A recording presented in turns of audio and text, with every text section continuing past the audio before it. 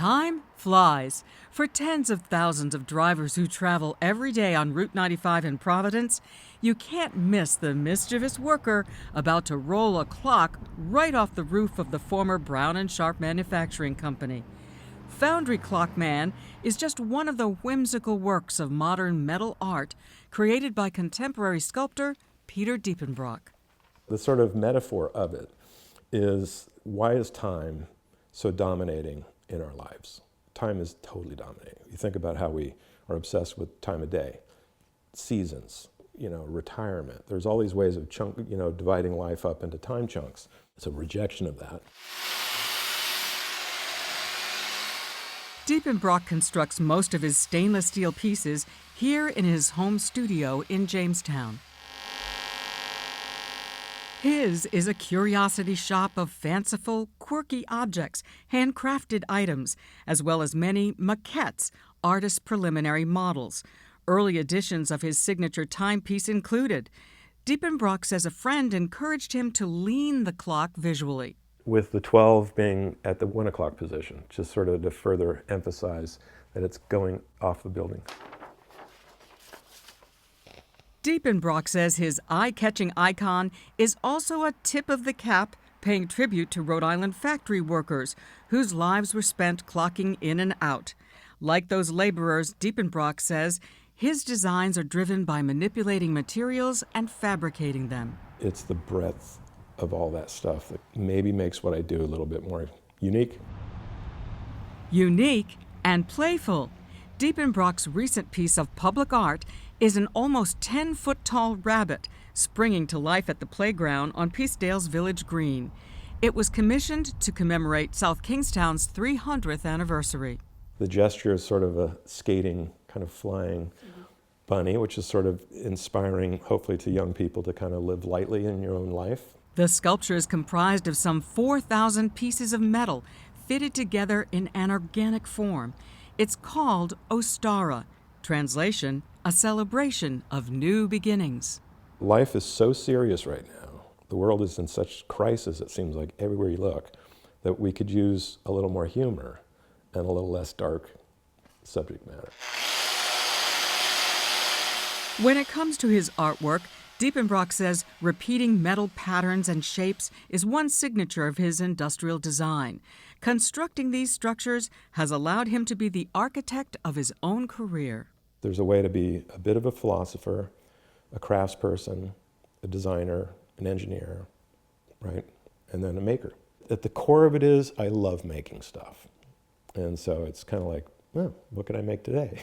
A native Californian, Diepenbrock discovered that love of making stuff in his father's workshop at age 5 and continued here in the Ocean State when he graduated from Rhode Island School of Design, RISD, in the mid-'80s. He has been successfully self-employed ever since.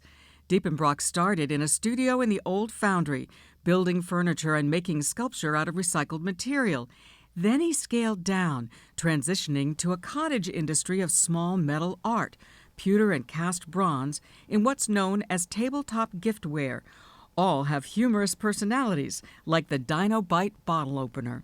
Letter opener, candlestick, picture frame, salad servers, centerpieces. So they all had a function. And they're, for the most part, one-piece products. And this product by Diepenbrock was used as a prop in the movie plot of Men in Black. But in 2002, Diepenbrock's art took a serious turn.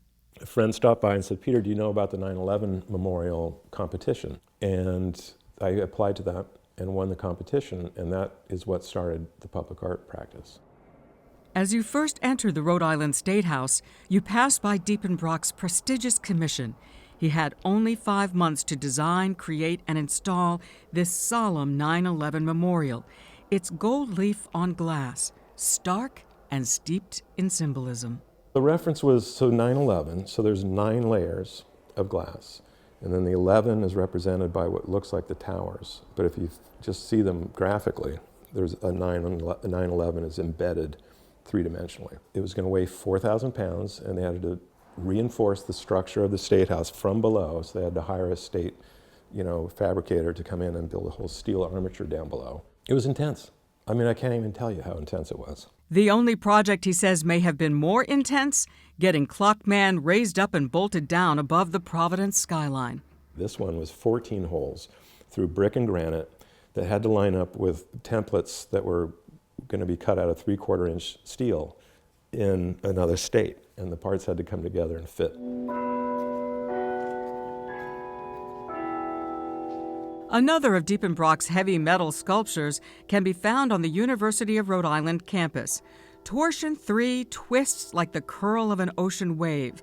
This commission is part of the 1% for Public Art program, which mandates a portion of all state funding for construction be spent on artwork to create an atmosphere of beauty and citizen pride. This 14-foot sculpture was installed outside Lippett Hall after an extensive renovation. Diepenbrock says the accessibility of public art is vital to a community. As an artist, it's great to have a work in a museum, but to have it out in the public environment is so much better for the general audience because everybody can see it for free. It's not intentional to have to go in to see the artwork. And so it should enhance the site, make the site more interesting, and it usually provides an opportunity to express some symbolism, some values. One of Diepenbrock's recent works is drawing the public's eyes in a new direction. This aerial mobile is the centerpiece of the lobby at Hasbro Children's Hospital. He calls it abstract construction. There's 160 discs of glass, dichroic glass. There are 4 sizes and 4 colors, and they shift their color depending on your view, your angle view. So the idea was to kind of create this arrangement of floating discs of glass and color that would turn and project those colors all around the room in slow motion. Like a rainbow. Yeah, or a disco ball, but with a little less jazzy. And the idea being recognizing that it's a high-stress environment, right? So kids are coming in, they're scared. You know, their parents are coming in nervous. The staff, highly stressed environment. So I was thinking we need to create something that is calming, that is soothing. If there's a metaphor there, it would be, what would healing look like? These days, Diepenbrock says his industrial art concepts aren't so much evolution as experimentation. What am I doing? Well, I'm in my tinker-thinker mode. He's been trying his hand at plexiglass kinetics, how a piece revolves, has motion, movement, and balance. A work in progress? Yeah, I don't think it's working. Outside Diepenbrock's studio are sculptures privately commissioned or just free-form pieces for his own enjoyment, each with a story that can bring a community together, and Diepenbrock hopes will surround them for a very long time. What I do love about public art as a category is it demands the whole spectrum.